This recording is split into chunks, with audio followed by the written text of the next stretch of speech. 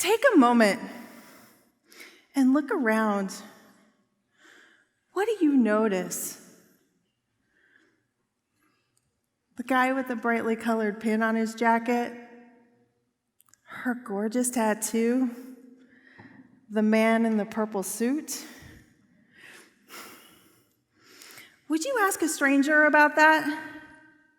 I do. And I've been asking people on average 3 times a day since 2006. That's how I met Jana. Jana has a smile that'll light up the room. And the day we met, she wore a V-neck shirt, and I noticed a deep scar running across her chest. She made no effort to hide it, so I took a shot. Can I ask about your scar? She said, sure.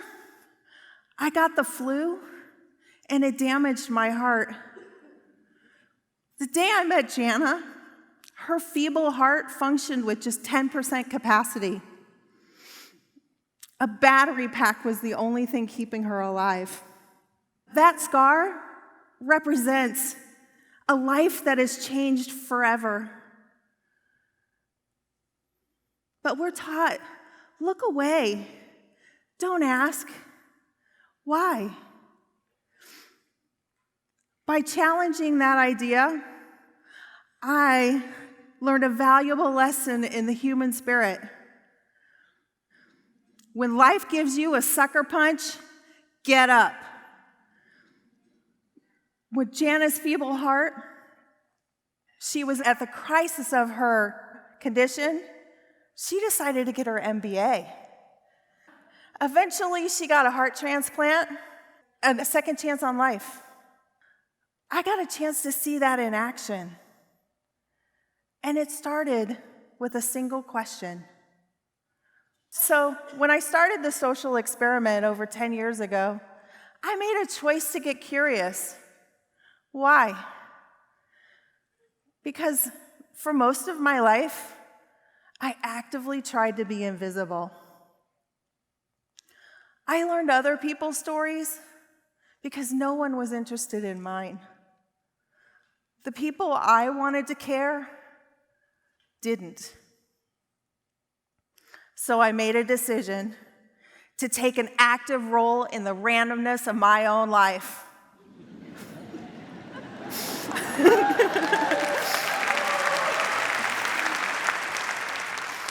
So every day I left my house, I'd start a conversation like the one I had with Jana. On my commute to work, waiting in line, or in a room just like this. I learned that I have a fundamental belief that amazing things are about to happen. I just need to show up for them. My favorite musical, Hamilton, has a line. Yeah. My favorite musical, Hamilton, has a line that says, I want to be in the room where it happens, the room where it happens. For the longest time, I thought I was never in the room where anything interesting happened. Growing up in Peoria, Illinois, I had the belief that something amazing was happening somewhere else. But what if that's not true? Who's in this room? Who's in the room that you're in right now? I decided to find out. And I learned that there are surprises all around us if we have the courage to find out and ask. Let me give you an example. I was staying at a hostel, and I was having trouble using the waffle maker one morning for breakfast. Turned to the guy next to me, and I asked him for help. And it sparked a moment. And I learned that he was a scientist chasing the God particle, the Higgs boson. It's the cornerstone of physics that binds things together and forms the basis of the universe. Right? So here I thought nothing ever happened in the rooms I was in. And a nuclear particle physicist was helping me make waffles. Right? Don't get me wrong. It's not easy sparking conversations with strangers. Sometimes I worry about that too. I wonder how to get into the conversation. What's the right question to ask? But I learned, just like me, everybody's longing for connection, and it's worth taking a shot. So what's it take to have a curiosity conversation? I learned that there are some fundamental things that turn an ordinary conversation into something extraordinary. First, find a point of entry. People leave clues. Yeah? The scar, their tattoo, the book they're reading. Sometimes I think I would know somebody's story. I just invent a story of my own. And then I'd ask. I'd always be surprised at the reality. There's a guy in my neighborhood, and I see him frequently. And frankly, I was afraid of him. He has a shaved head and wears heavy black boots and a trench coat that is covered with pins and patches, and across his broad shoulders it says, "Don't touch me."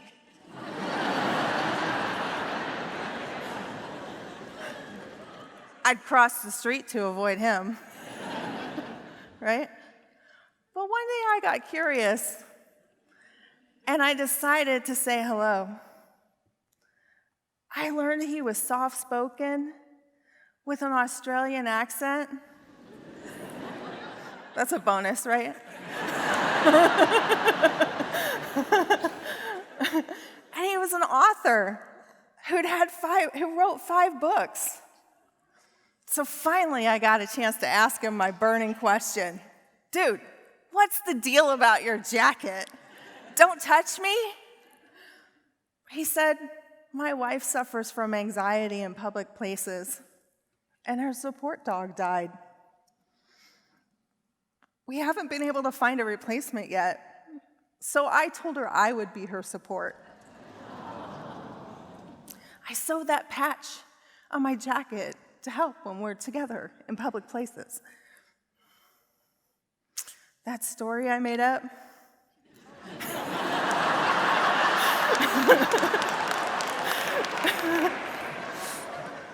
I was completely wrong.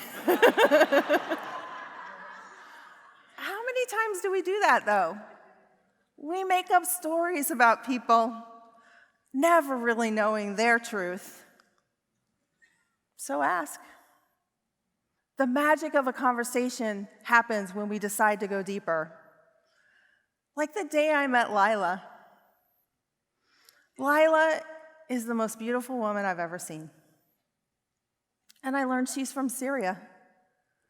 What do you know about Syria? She's from a beautiful city on the water and was surrounded by friends and family. She and her husband had a dental practice, and then the war came. I asked her, "What made you decide to leave?" She said a bomb landed outside of her house. Minutes before, her son had been playing in that exact same spot. Tears flowed from her eyes. And then I asked her, "Do you still have a house back there?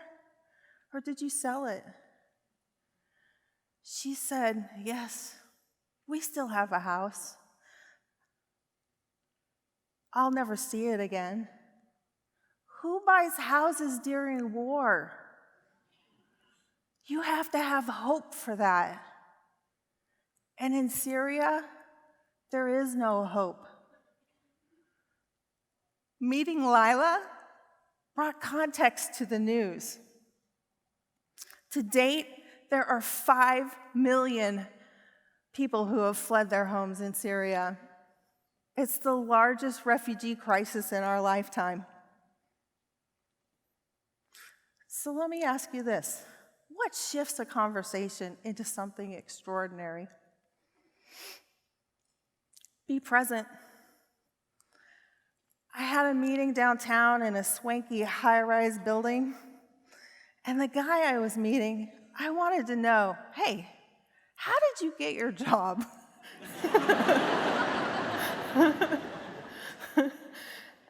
He said that he moved across the country for his wife's graduate school program, and one day they went to a party together. He struck up conversation with another guest who was the CFO of a fast-growing startup, and he gave him a job.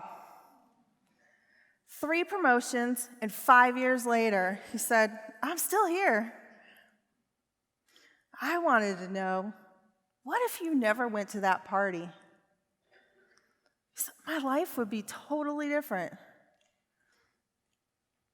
And what if you never said hello?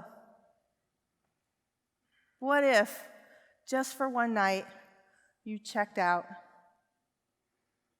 You see, I'm a firm believer that one conversation can change your entire life.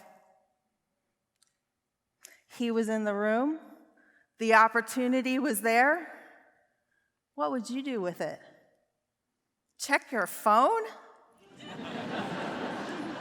No.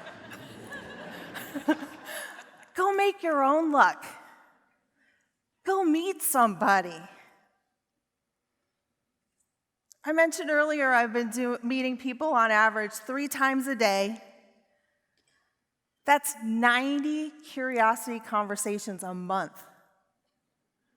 In the course of 2.5 years, I could fill this room with the people I've met. My greatest fear is the moments we let slip by. Who's in this room? What curiosity conversations could you be having? What life-changing conversations could you be having today? Who's here? What's their story? The conversation that you have today could change your life. Thank you.